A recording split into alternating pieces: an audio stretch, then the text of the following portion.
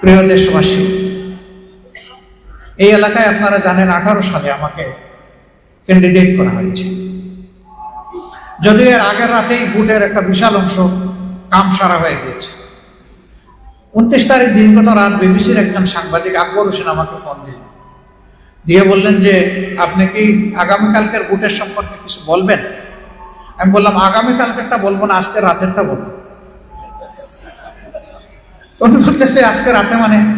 আমি বললাম ভাই আপনি তো সাংবাদিক, আমি কি আপনাকে একটু অনুরোধ করব, সারা বাংলাদেশ সারা ঢাকা না হোক অন্তত মিরপুর কাফরুলে গিয়ে একটু আপনি ঘুরে আসবেন। ওই এখন তো রাতে বাজে 10টা। আমি বললাম যান না, একটু ঘুরে আসেন, আপনি তো সাংবাদিক মানুষ, আপনার তো একটা ইমিউনিটি আছে। তিনি 1 ঘন্টা পরে আমার ফোন দিয়ে বললেন যে আমি সরি। তাহলে আপনি কেন সরি? ওই যে আপনি যেমন বলেছিলেন যে আগামীকাল বলবেন না, আজকে রাতেরটা বলবেন, আজকে রাতেই তো সব হয়ে যাচ্ছে।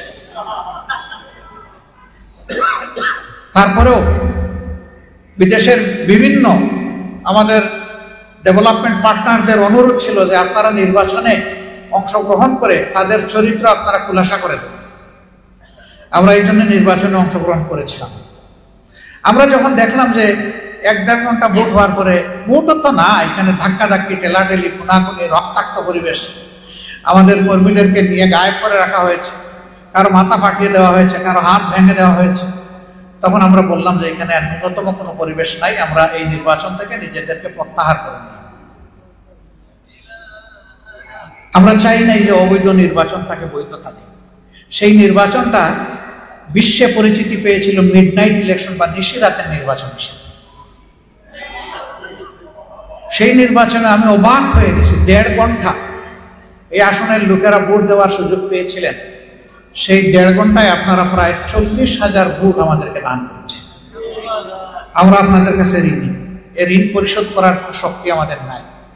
তবে যেহেতু ফেয়ার ইলেকশন হয় নাই, এই জন্য আপনাদের ভোটেরও কোনো প্রতিফলন ঘটে নাই।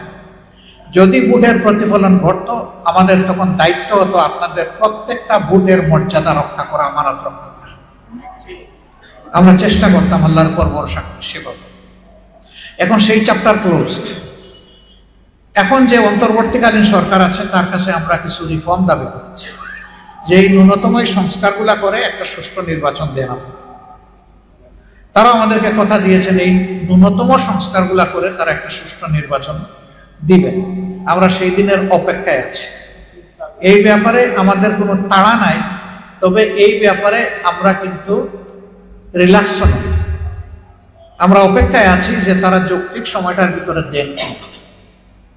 নির্বাচন এরকম একটা প্রেক্ষাপটে সমতল মাঠে যদি হয়, সকলের জন্য সমতল মাঠ তৈরি হয় আর নির্বাচন হয়, আর আল্লাহর যদি ইচ্ছা হয় আমাকে যদি এখানে আপনাদের সামনে হাজির করা হয়, সেই দিনটা আমি আপনাদের ভালোবাসা চাইব, দোয়া চাইব, পরামর্শ চাইব, সহযোগিতা চাইব, পাশে চাইব, সাথে চাইব।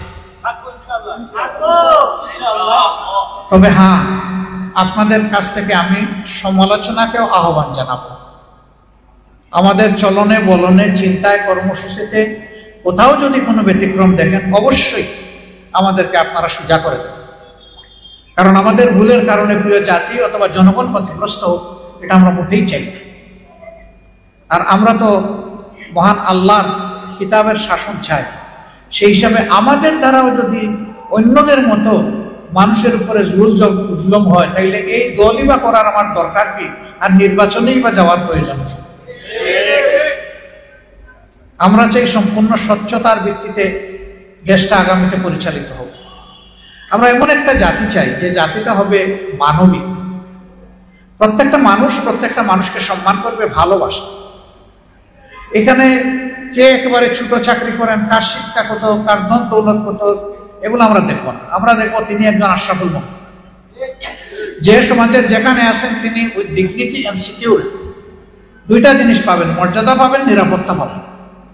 এই দুইটা জিনিসের সাথে তিনি একজন গর্বিত নাগরিক হিসেবে এই দেশে বসবাস করেন।